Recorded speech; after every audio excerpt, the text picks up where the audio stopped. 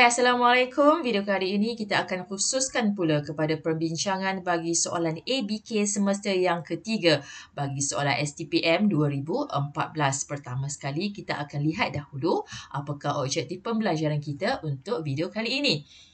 Sama juga dengan video yang sebelum ini, di mana kita nak kenal pasti apakah jenis pola bagi soalan ini dan juga jenis format penulisan, sama ada format gabung ataupun format asing, dan kita nak memahami cara untuk menganalisis data dengan tepat. Dan apa yang perlu pelajar buat bagi soalan ini, kita nak kenal pasti mana-mana analisis data yang paling mudah untuk pelajar buat. Ini adalah soalan 16 bagi 2014. Huraikan sumbangan Malaysia. Huraikan. Tiada kata kunci bagi pola perubahan dan tiada kata kunci bagi pola perbandingan. Diteruskan kepada huraikan sumbangan Malaysia. Menunjukkan pola ini adalah pola umum. Okey. Disebabkan dia menyebut sumbangan Malaysia terhadap pengeluaran minyak sawit dunia bermaksud hanya data Malaysia saja yang kita akan gunakan. Seterusnya, untuk jelaskan faktor-faktor AP iaitu analisis pengetahuan dinyatakan di dalam soalan bermaksud format penulisan adalah format asing. Okey, untuk sumbangan Malaysia kita akan lihat kepada jadual.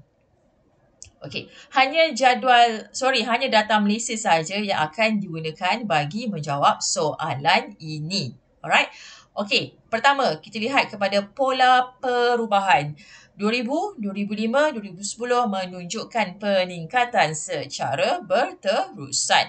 Manakala bagi pola perbandingan, disebabkan data ini telah pun dihalang oleh istilah ini, apa yang saya akan sebutkan, pada tahun 2000, Malaysia berada di kedudukan yang tertinggi sama seperti 2005. Tetapi untuk 2010 berada kedudukan kedua tertinggi selepas Indonesia.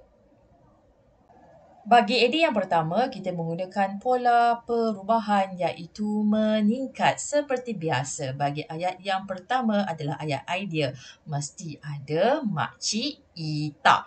I ialah idea iaitu Malaysia.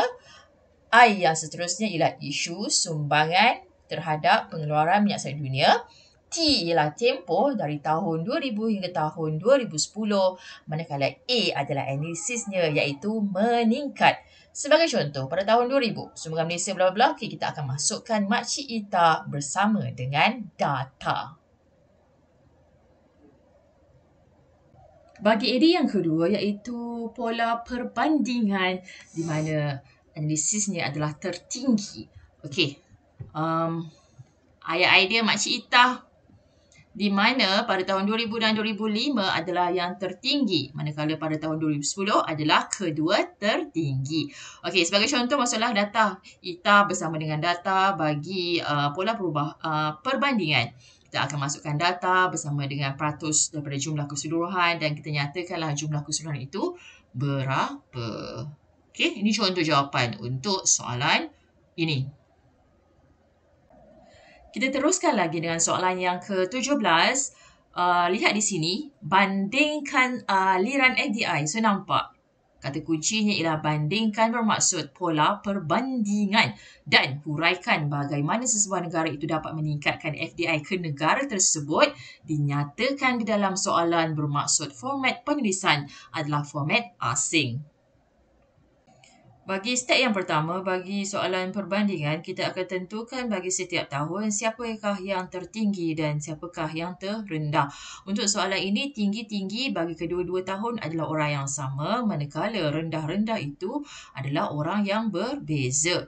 Okey, kita akan tengok contoh jawapan dan kalau awak perasan di sini, dalam soalan ini tiada unit bagi FDI tersebut. Bagi pelajar yang tidak tahu apakah unitnya mengikut skema yang telah pun dikeluarkan ataupun yang saya tengok pada buku pasir lah. Okay? Sebab saya bukan pemeriksa. Jadi apa yang saya lihat tiada unit bagi jawapan tersebut. Okay, ini contoh jawapan yang tiada unit. Okey, ayat pertama macam biasa, kita akan letakkan yang tertinggi dan juga terendah pada ayat yang pertama, di mana ayat tertinggi menggunakan negara yang sama, manakala terendah bagi tahun 2007 adalah Vietnam, 2008 adalah Indonesia. Untuk ayat huraian dia, seperti biasa, kita akan masukkan makcik Ita bersama dengan data masing-masing. Untuk AD yang kedua, kita akan menggunakan lebih tinggi atau lebih rendah berbanding. Okey, ini saya telah pun merah dan hijaukan dia. Yang warna hijau kita akan kumpulkan yang lebih tinggi dan kita akan kumpulkan yang lebih rendah. Pertama sekali kita akan lihat dahulu skema jawapan bagi lebih tinggi berbanding. Alright. Lebih tinggi berbanding, kita akan masukkan ke semua negara yang lebih tinggi berbanding 2007 dan 2008. Saya suka baca data dari sebelum ke semasa.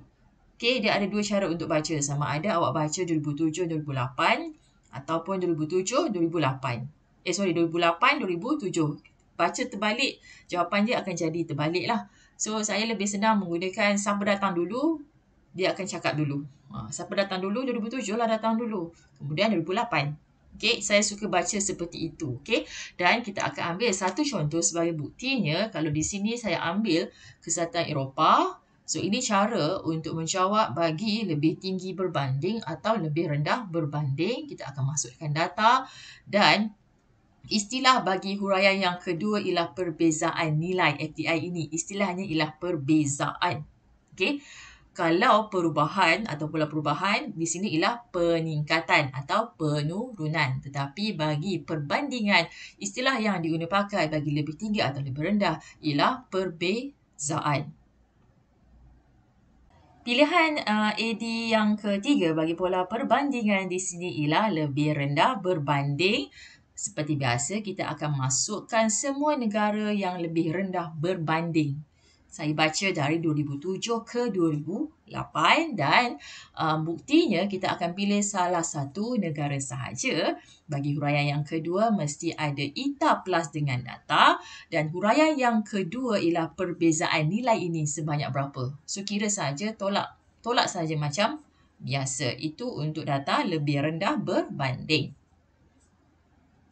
Sekian saja untuk kali ini. Kita jumpa lagi untuk video yang akan datang. Terima kasih.